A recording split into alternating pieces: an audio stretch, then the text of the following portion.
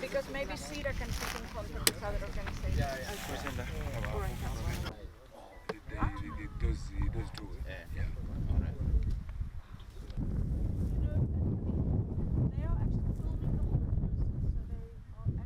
It's a historic moment, particularly for our family. It's an exciting moment for me to finally find my brother so that we can take him home.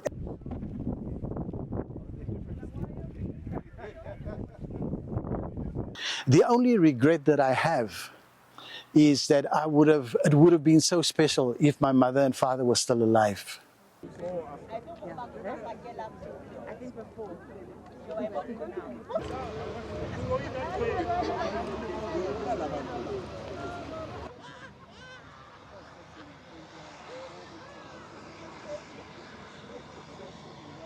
Months before her death, she asked me to promise her one thing, that I will do my utmost to get Basil back home.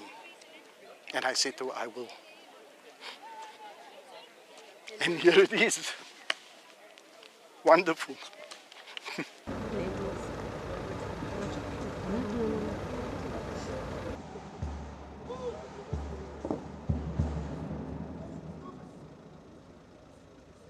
Ladies and gentlemen, starting from the hearse.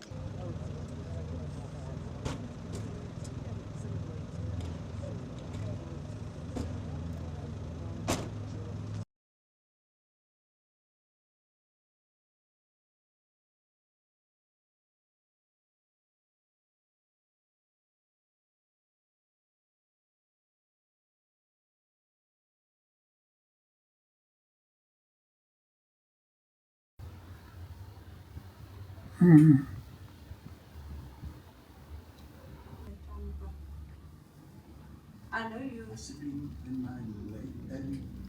For us as people, we should be thankful, grateful that one of our own people, person, comrades, friends, associates should be brought back to Cape Town, where say the Western Cape where he grew up, where people once more can identify with him, which is very important, get to know him.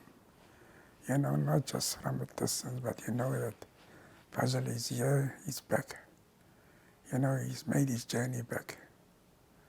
That is important, that he's reached his destination.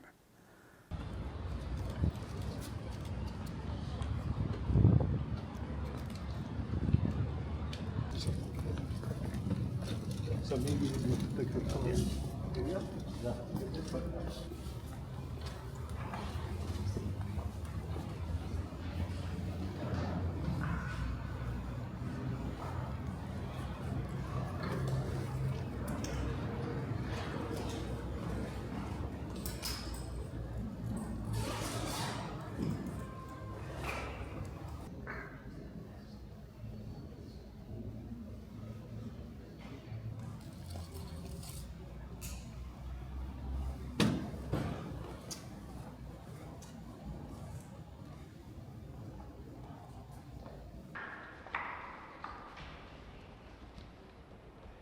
I thank all of you for coming today, and there's a lot of people that made today possible.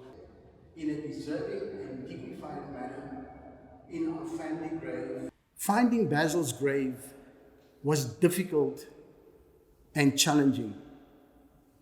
It was a decades-long process. To be more precise, it was a 57-year search for his grave. Paul Peterson, the selfless, caring person who gave his life for the struggle. With the assistance of the Missing Persons Task Team, we were able to find Basil's grave and in recent weeks repatriated his remains from Bulawayo, Zimbabwe. Basil is now home.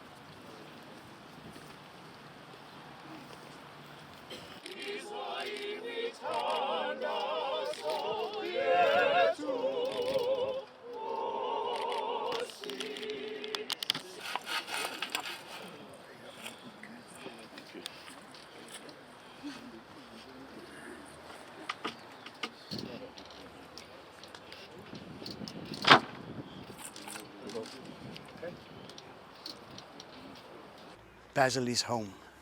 He's home, and we have given him a dignified and respected farewell to rest well with our family in the grave over here.